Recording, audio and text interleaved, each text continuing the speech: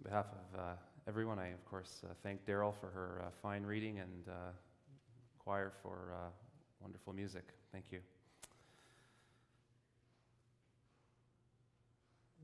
What Daryl read for us, we heard a story of some of the disciples who'd gone up a hill with Jesus. And on top of that high hill, they had an incredible, once-in-a-lifetime experience of the presence of God. And then when they're on their way back down, Jesus tells them that they're not to say anything about it, at least not for the time being. Now, if I were in their shoes, I think that I would have found that incredibly frustrating.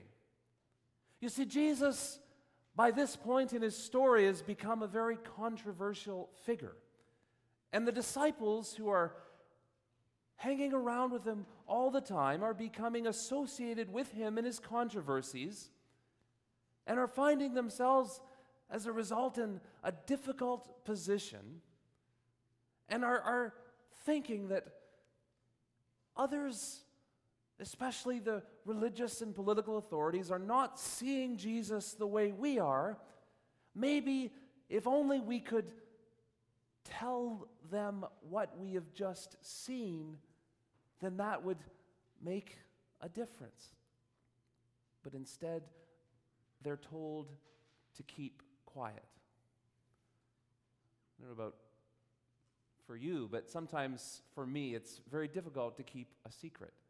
You know, maybe you've got some Christmas presents stored in a closet or under the mattress or something, and it's hard to keep that secret. And imagine for the disciples, in that situation, to have had to keep quiet about what they had just seen. Must have raised some questions in their minds. Well, if we can't talk about this, then what are we to do? Where do we go from here? I don't know about you, but sometimes I have big questions about the world or about life, and I want desperately to have them answered. But answers aren't always as clear or as obvious or as frequent as we might like. We used to have this financial advisor. We were trying to plan for our future. But half of the time, this financial advisor wouldn't return my phone calls. And sometimes it feels like that with our prayers, that we don't get answers as often or as clearly as we would like. Now, in faith, we know that God does speak. But what does God say? What does God say? You may remember the old Rodgers and Hammerstein musical called Carousel. The main character is called Julie Jordan. She's a young woman who works in a mill. One night she's out with a girlfriend of hers at the carnival. And when they're there, she meets and falls in love with a young fellow called Billy Bigelow. He works at the carnival. He's a carny.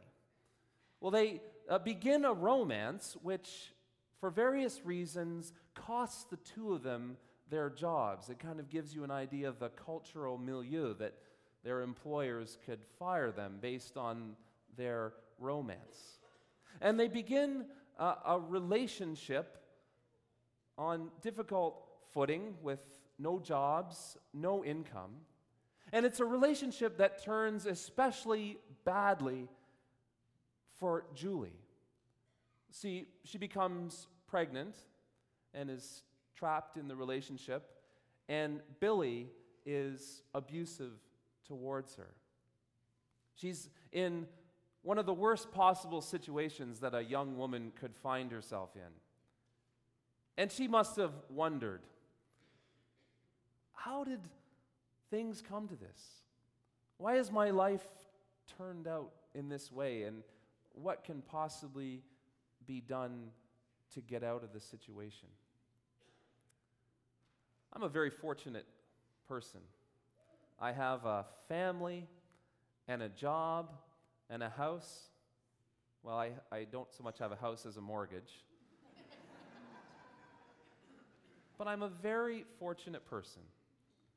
But there was a time, not so very long ago, when I had none of those things, and I wondered and prayed desperately to God, where am I going in life, and how will I get there? It's a comfort to me, and perhaps to you, to know that the heroes of the Bible were ordinary people just like you and me. They had questions. You know, the reason the Bible tells us about some of the people that it does is simply because they were those who listened to what God was saying to them and who followed where God was leading them. And then at times, they would find themselves in a difficult situation because they did what God had asked them to do. And then they would call out to God in desperation. They would say, God, you got me into this mess. How are you going to get me out? Take Moses, for example. Moses is the number one hero of the Old Testament story. God used Moses to lead the people of Israel out of their slavery in Egypt. God used Moses to help the people escape beyond the grasp of the Egyptian army. And then God led the people through the waters of the sea. And then even when they were wandering around in the wilderness, God gave them water from the rock to drink. And God gave them the manna and the quails to eat.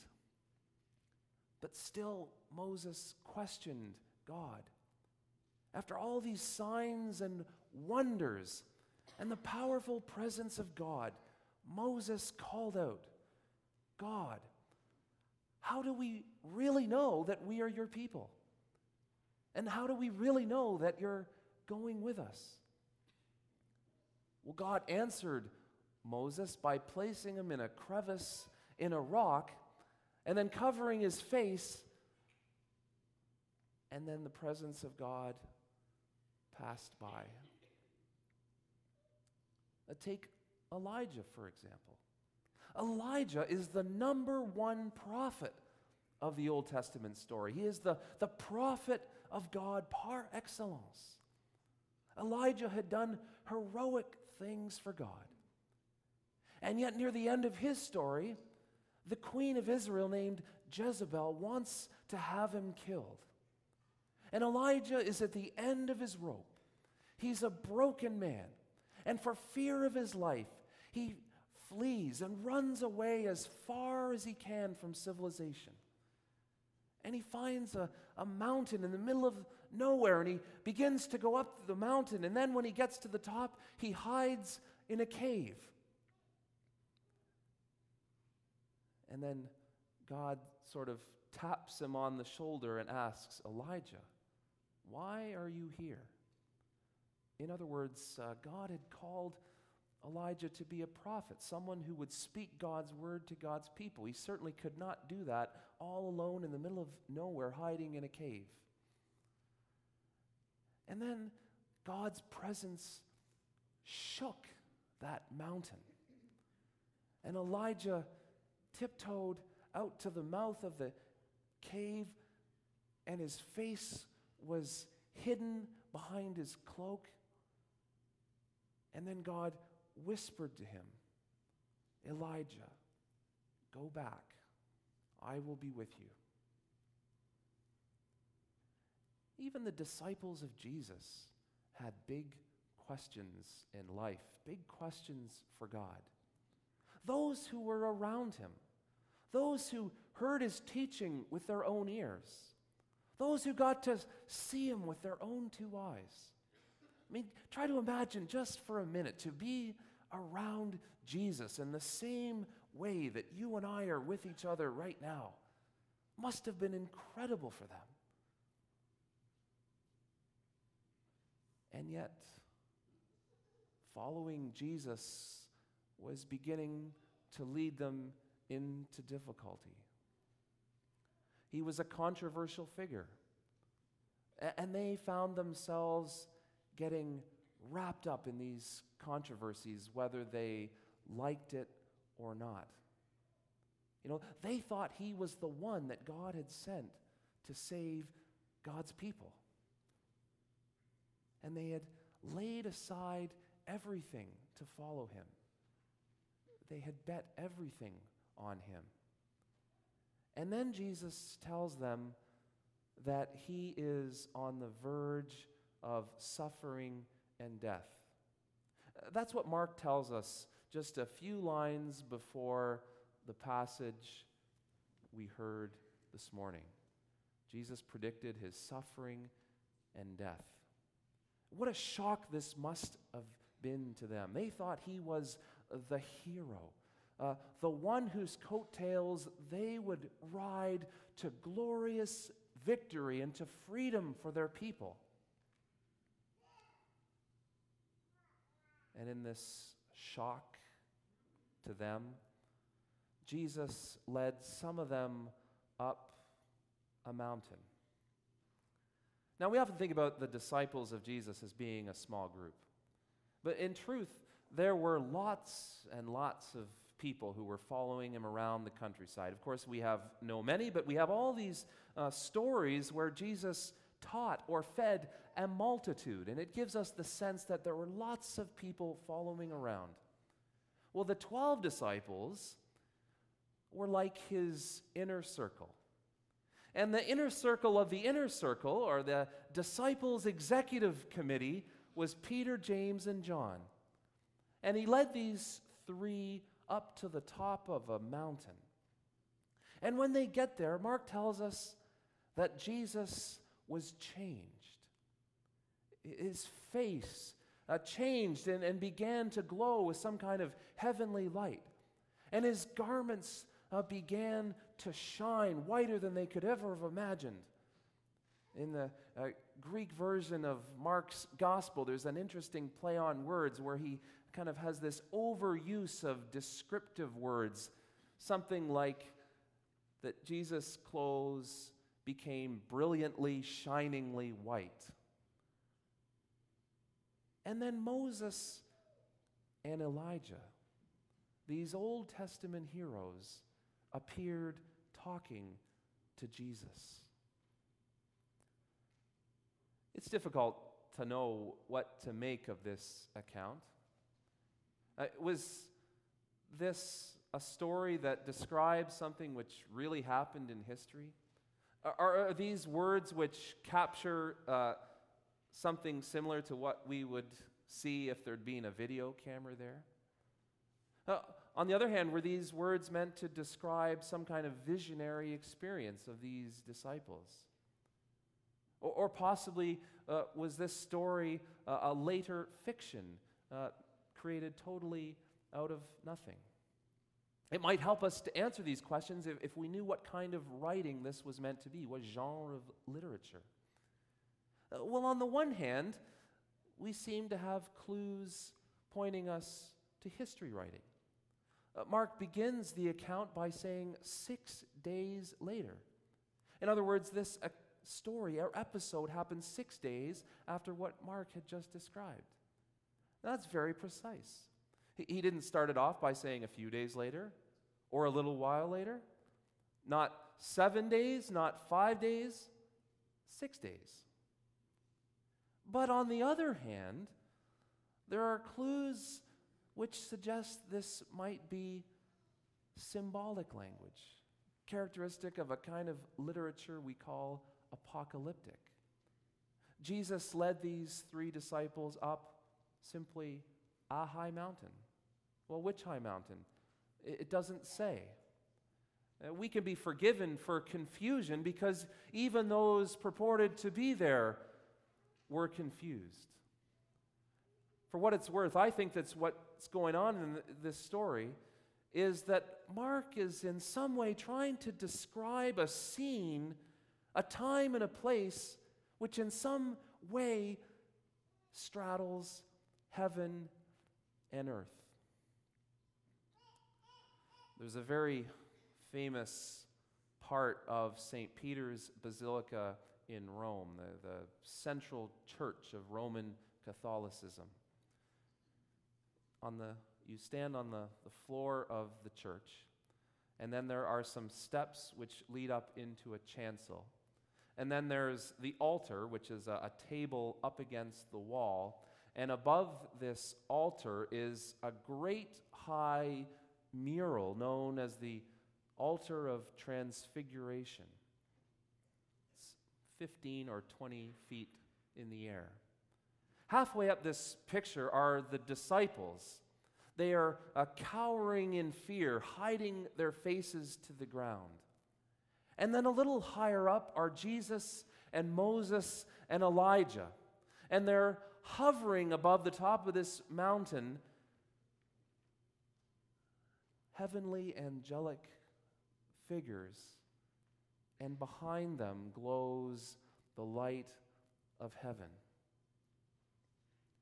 Now, by its very physical nature, this image forces the viewer to crane his or her neck heavenward to see Jesus.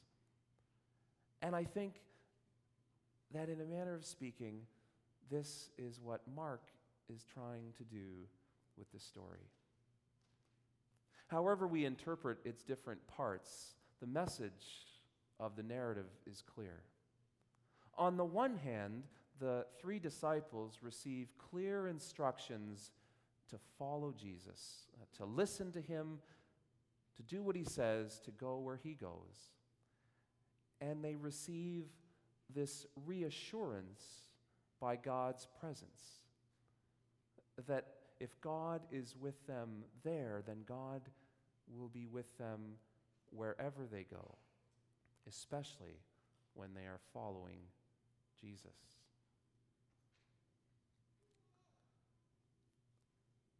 A few years ago, when I was a younger fella, I was in my pre-family, pre-job, pre-mortgage days, wondering what I ought to be doing with my life, wondering where life was leading me, what next steps I should take. I happened to be living down in North Carolina, as I've mentioned before, and a friend and I decided that we would make the 1-hour drive to the city of Durham, where we would go and watch a basketball game at Duke University, which is home of the Blue Devils.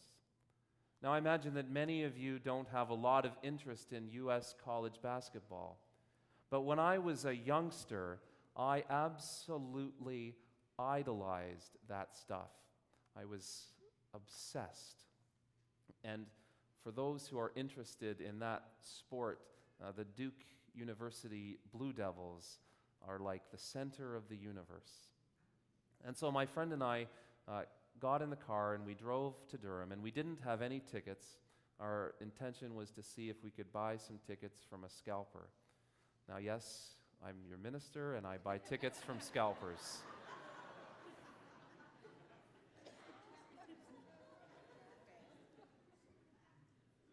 So we got there and we parked the car, and there we were 2.5 hours before tip-off, standing out on the sidewalk hoping that someone would come along and want to give us tickets. It's a very demeaning experience. Now, I don't know if any of you have ever tried to buy tickets from a scalper, but you have to go in with a strategy. You have to know how much you can afford to spend. And if you can't get tickets for that price, you have to be prepared to walk away in disappointment. Well, that day, my friend and I had a limit of $60 each. So we're standing there on the sidewalk, and there doesn't seem to be very many tickets for sale. There was one scalper which came along in the time that we were waiting, and his first words were, "If you need to ask how much, you need not apply." Obviously, you can't do business with someone like that. So we waited and waited, and we were beginning to get discouraged, thinking that we were going to have to give up and maybe try another time. And just then, a Lincoln Town car pulls up next to the sidewalk, and the tinted window rolls down, and there was an older gentleman inside who asked us if we needed some tickets. We said, yeah, that would be great. Well, he was a season ticket holder who just couldn't use his 2 tickets for that game, and he offered to sell them to us on the condition that we would not turn around and scalp them to somebody else. Easily we were able to say, of course, we won't do that. What was the price of the tickets he was offering? $60 face value. Now, it was an interesting situation. The gentleman's 2 tickets were not next to each other. One of them was a few rows up in the arena behind the basket, and the other one was courtside, right next to the floor. My friend and I agreed that we would each trade seats at halftime. And I had the courtside seat for the first half. And we went into the arena, hallowed ground for someone like me. And it was a few minutes before the game time. And the students had come into the game, and they were practicing their chants and their songs. And at the far end, the brass band was playing. For someone like me who had dreamt of being in an atmosphere like that for years and years, it was literally like a dream came true. And in those moments, I felt the presence of God surround me. And it's as though I heard God say, "You are on the right path, and I will be with you." The very first church I ever served, there was a woman named Betty. She once told me about something that had happened to her many, many years ago as a young woman. She was in the hospital. She had just given birth to her first child. And a couple of days after the birth, the child died. Can you imagine the devastation of that experience? The months and months of excitement and hope and expectation as you wait for your first child, and then before you can even go home from the hospital, to have that child taken away from you. And she told me that one day, as she was lying there in her hospital bed, in the absolute depth of despair, a presence came over her. And somehow she knew it was God. And God said to her, "Everything will be all right. I will be with you." And by the grace of God, from that day forward, it was. Incidentally, she and her husband went on to have several children and a wonderful life together. In that musical Carousel, Billy and Julie are in a terrible spot. They've a baby on the way and no money coming in to support themselves. And so Billy decides that he has to turn to crime. And with some partners, he attempts a robbery. Now, the robbery is totally botched. It goes badly wrong. And in shame, Billy kills himself. Julie arrives on the scene just in time to hold him dying in her arms. And then he dies, and she's holding on to his lifeless body. And her cousin sings to her a song with maybe the most famous words from that musical. Walk on with hope in your heart, and you'll never walk alone. You'll never walk alone. Of course, we have questions about the world, and we have questions about our own lives, and we don't always have the answers to them. We don't know what the future will bring. But we need only to hear the good news of Jesus, that if we stick with Jesus, he will stick with us. And one day, all our questions will be answered, and the future will be present. And we will say, like Peter did on that mountaintop so many centuries ago, it's a good thing that we are here. Amen. Our next hymn together is 264.